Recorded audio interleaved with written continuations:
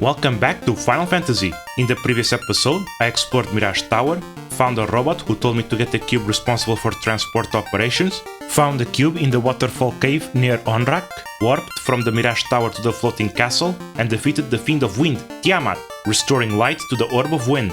I now have restored all of the orbs, but found out in the floating castle that the four powers of the elements are converging in the Temple of Fiends, which I'll soon investigate. So let's get to it! I fly to Crescent Lake to convene with the Circle of Sages. According to them, the Temple of Fiends is the central point of the four elemental altars and the source of evil. We must use the power of the orbs to break the time gate and travel 2000 years into the past to face the true enemy, who has created a time loop, traveling to the past and sending the four fiends into the future, who will then send that enemy to the past over and over again. I then fly to the Dwarf Cave, giving the blacksmith there the adamant, which he forges into the Excalibur. This sword was meant to be effective against all monsters that have any elemental weakness or belong to any monster family. It is, however, still one of the strongest weapons in the game, so I give it to John. I then fly to the Temple of Fiends, finding 5 bats, who were actually the Sky Warriors all along. I use the power of the orbs, breaking the Black Orb, opening the time gate, traveling 2000 years to the past. The party starts in a central room of the first floor. A new enemy that can be found on this floor is the Worm, a strong high HP enemy that has low defense. I exit the room, then head to the southeast, finding stairs to the second floor, which has a new enemy, the Chimera, a quadruple attacker that can petrify with its poison ability. I find immediate stairs to the third floor, then I head south, turning east so that I can go to the central room, which is guarded by a Phantom. This enemy can paralyze with its strong attack, cast multiple debilitating spells, and has a unique Glare ability that is a time elemental one-shot ability. In this room are 2 chests holding 65,000 gold and 45,000 gold. The stone plate here is dripping with evil, so I played the loot to dispel it, finding a ladder to the second floor. I exit the room, head east, north, then west, finding stairs in the northwest corner of the room, which takes me to the first floor. I then move all the way to the west, finding stairs on the northwest corner, which take me to the first underground floor. This is the first of many elemental-themed floors, this one featuring many earth-themed enemies. On this floor I head north, then east, then south, but as I approach the stairs to the next floor, I find myself facing the Lich again. This version is somewhat stronger and bulkier than his future form, even losing out his weakness to fire. His elemental spells have also been replaced with Nuke, dealing immense amounts of damage, even threatening KOs on low HP warriors. He is incredibly dangerous. I defeat him the usual way, attacking with John and Jing, which deal incredible critical damage. I then climb down to the second underground floor, the fire-themed floor. I exit the central room, enter the northern room through the west, and exit through the east. I then head to the center, then go south, entering the west room, finding a chest that holds a protection ring, which I give to John. I actually also had to get rid of an armor piece to open this chest, so I decided to replace John's opal helmet with the healing helmet I had on my inventory. I then head south along the corridor until I find another room with a chest. This one contains a katana. I then go back center, then enter the east room, finding a chest that contains a protection cape, which I give to Josh. I then go further east, finding another room with a chest that holds 26,000 gold. I then go back center and move towards the stairs, finding Kari again. Being stronger and bulkier, she has lost her status weakness as well, getting stronger fire and paralysis spells, as well as attempting one-shots with Rob.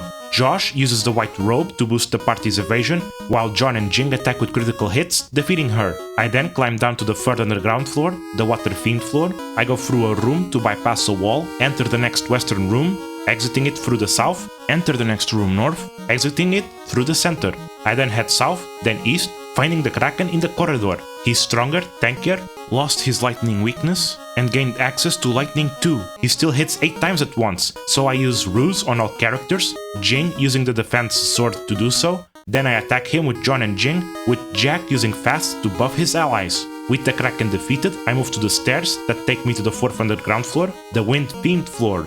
This one has a new enemy type, the Iron Golem, an enemy with high attack and monstrous defense, resistance to many elements, and possessing the Toxic ability, a death elemental multi-target one-shot ability. Thankfully, he's very rare. I go south, then I go all the way to the east, finding a chest holding the Masamune, a katana that can be wielded by any class. It is also the strongest weapon of the game. I give it to Jack. I exit the dungeon, fly to Lefane, buying Life 2 for Josh, then fly to Gaia, buying Fade and Wall for Josh and Ice Free for Jack, then I fly to Onrak, buying Anti-Rub for Jack. I fly back to Coneria, restock, then fly to the Temple of Fiends, going back in time, through the gauntlet of bosses all the way to the 4th underground floor. This time, I go to the east, finding Tiamat on the corridor. Stronger and bulkier, she has lost her poison weakness. She also complements her dragon abilities with spells this time. I use Josh's white robe and attack with John, Jack and Jing, and after a while, Tiamat is defeated. Having gone through all 4 fiends in the past as well, I go to the northeast, finding stairs to the 5th underground floor. This floor is devoid of enemies, so I move south to the central room. I enter it, see a familiar figure, preparing myself and talking to that figure, who is none other than Garland. The 4 Fiends sent him to the past, where he created the 4 Fiends and sent them to the future, establishing the time loop. With this time loop, Garland will live forever and ever, and defeat the Warriors of Light each time they travel to the past. So how about we prove him wrong? Garland turns into Chaos, the final boss. He has tremendous HP, high defense, can attack twice with great power, is capable of paralysis, resists all elements, is capable of casting multiple spells, which include elemental spells, a full heal, as well as Inferno, a very strong multi-target fire elemental damage ability, as well as Swirl and Tornado, both abilities being non-elemental multi-target damage abilities. He can output tremendous amounts of damage, while taking a long time to defeat as well. I ruse my strongest fighters, cast fast on them with Jack, Josh walls John to grant resistance to all elements, then he spends the rest of the battle healing. The battle takes long enough that Jack buffs himself and contributes with attacks as well. After a sustained assault though, he goes down. He goes down. Can you be any faster, please? Get on with it! The evil is defeated, and the time loop is broken. The 4 elements are returned to the earth. Garland's hatred began this loop, creating the fiends who would preserve him, turning him into chaos and plunging the world into darkness. The warriors, however, have been successful and returned to their own time, with Conaria waiting for them. Because of the nature of the time loop though, this conflict of the elements will be forever unknown, having never happened in the first place, although many in this world seem to still be capable of recalling it and passing the legend on. Only the warriors themselves know the whole truth, forever protecting this world. The orbs will shine forever. This is the end of Final Fantasy, completed with a level 26 party. This RPG decided to do things a bit differently from its competitors. While RPGs of the time had pre-established parties of characters with different abilities for each member, Final Fantasy was made with customizability in mind. Although there's always a party of 4, they can be of any class, even repeats. This customizability can also be seen with mages, who must choose a maximum of 3 spells for each of their spell levels, each level having 4 spells to choose from each school. Another important element of this game is the tactical approach to each encounter, as attacking the same enemy of a group can result in wasted attacks due to lack of attack redirection, which is common in later RPGs. Some encounters should probably be completely avoided as well, due to the amount of resources that can be spent recovering from it. This makes for a somewhat tough early game due to lack of gold and other resources, but by the mid to late game, the game starts throwing amazing equipment and gold in absurd amounts, making sure each warrior can have access to top-notch weapons, armor and magic.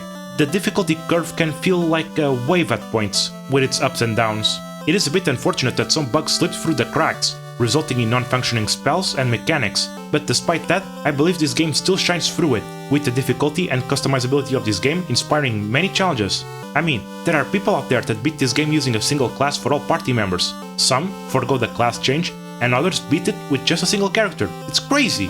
The setting itself is also a surprising one, inserting time travel and modern to futuristic technology to a fantasy setting to tell a post-apocalyptic story. I would say this has been a somewhat ambitious beginning to one of RPG's most recognizable franchises worldwide, one which has never been afraid of experimenting. Thank you for watching. There will be a new adventure soon, so I'll be seeing you next time.